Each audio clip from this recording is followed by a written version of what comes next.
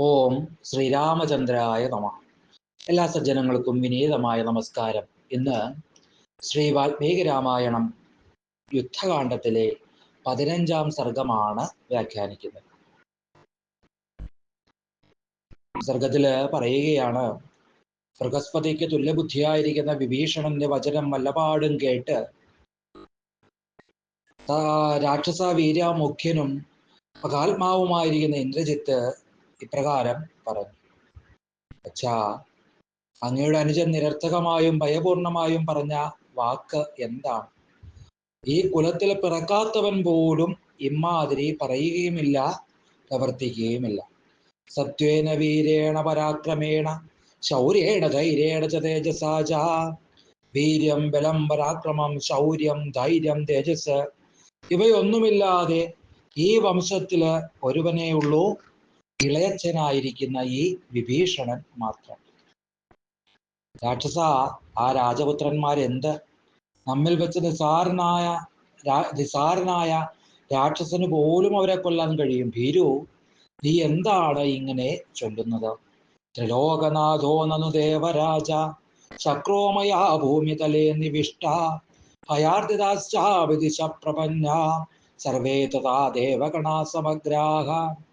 ത്രിലോകനാഥനായിരിക്കുന്ന ദേവരാജാവിനെ പോലും ഞാൻ നിലത്ത് വീഴ്ത്തിയില്ലേ?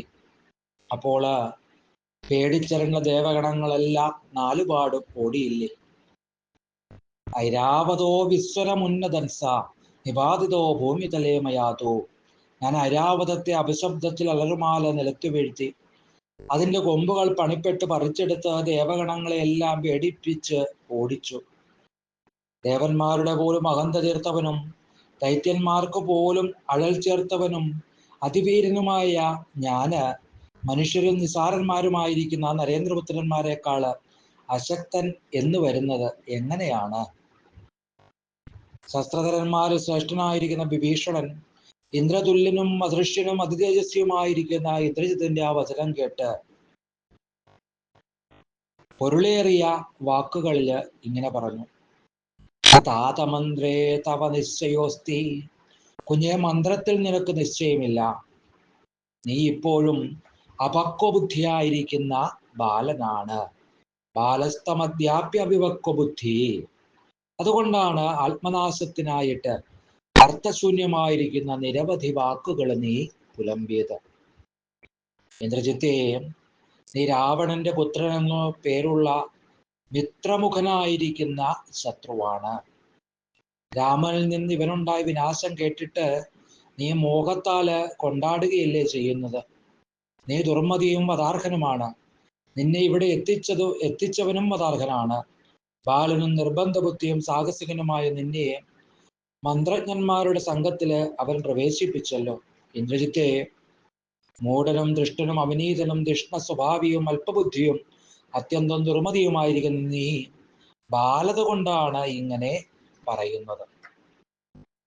ബ്രഹ്മദണ്ഡം പോലെ തേജസ്സുള്ളവയും തീജ്വാലകളുള്ളവയും യമദണ്ഡ തുല്യങ്ങളും യമതുല്യ രൂപങ്ങളും യുദ്ധത്തിൽ രാമനാൽ അയക്കപ്പെട്ടവുമായിരിക്കുന്ന ബാണങ്ങളെ ആരാണ് സഹിക്കുക?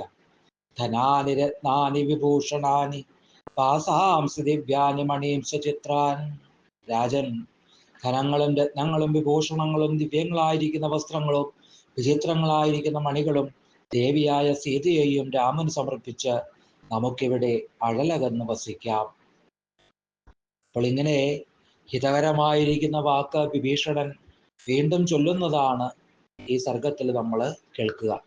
എല്ലാവർക്കും രാമാനുഗ്രഹം ഉണ്ടാകട്ടെ എന്ന് പ്രാർത്ഥിക്കുന്നു. സർവം ശ്രീരാമ പാദാരവിന്ദാർപ്പണമസ്തു.